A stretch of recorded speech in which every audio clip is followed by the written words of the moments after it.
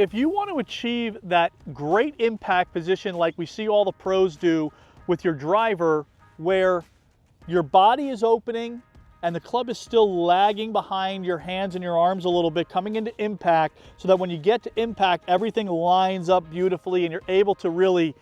compress the ball coming through impact. Well, what you have to do to achieve that is really pay attention to what your lead arm is doing relative to your chest. So here's where I see a lot of amateurs going wrong and not able to achieve that position. So if I didn't have a club in my hand and I just put my arm out here and went into my backswing, if I keep my arm pinned on my chest and I feel like I'm rotating my chest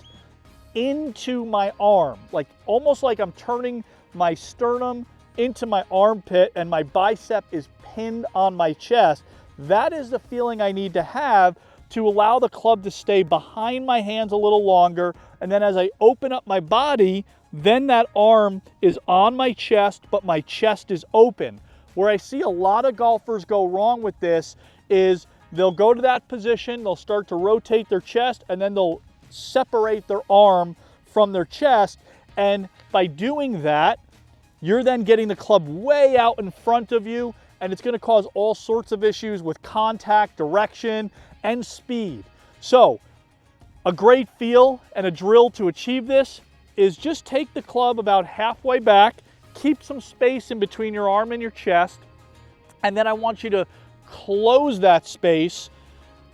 the first thing that you do, and then you can get right back to impact. So then if I put that into practice over the golf ball, I'll give myself a couple rehearsals to feel that. Rotating into my arm, and then I'll just let it go from there.